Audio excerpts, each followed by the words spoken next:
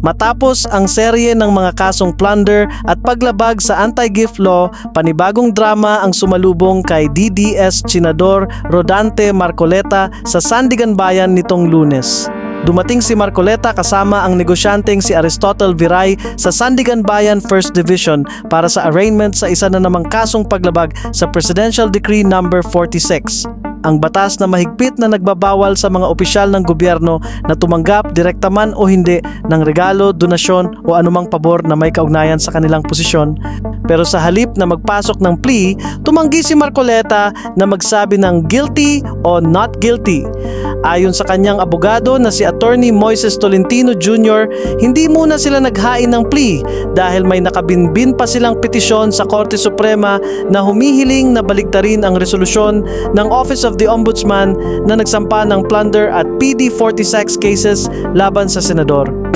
We cannot for the moment divulge it because it is a matter for the lawyers to study very carefully. Kailan pinahil po itong mga petition na to? Mayroon ng pending. We just have to wait for any action of the party. So, in relation lang dito sa PD46 or at the same time with the plunder also? All the cases that are pending before the Sandigan Bayan.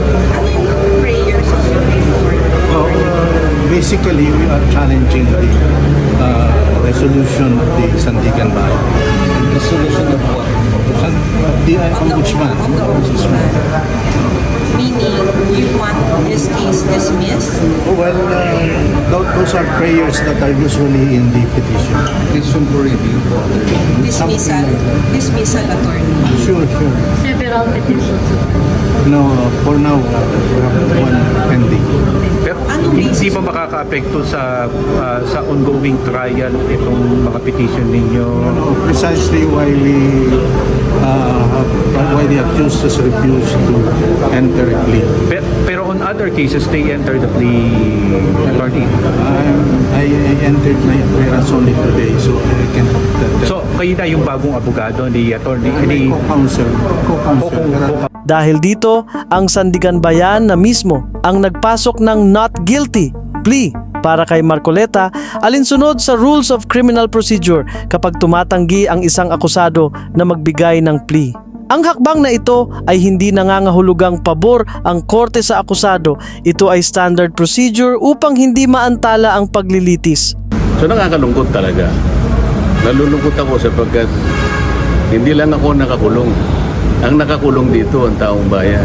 Ang kasong ito ay may kaugnayan sa umanong pagtanggap ni Marcoleta ng bahagi ng kabuang 75 milyong piso hindi idineklarang campaign donations bago pa magsimula ang opisyal na campaign period noong 2025 noong siya ay congressman pa. Ayon sa prosekusyon, hindi umano isinama ang mga pondong ito sa kanyang Statement of Contributions and Expenditures o SOCE at maging sa kanyang Statement of Assets, Liabilities and Net Worth o SALN. Sa ilalim ng naturang batas, ipinagbabawal hindi lamang ang pagtanggap ng regalo o anumang benepisyo ng isang public official dahil sa kanyang posisyon, kundi pati ang pagbibigay nito ng mga pribadong individual. Ito ang batayang batas na ginagamit ng Ombudsman sa hiwalay na mga kasong isinampa laban kay Marcoleta at sa ilan sa kanyang mga umano'y donors.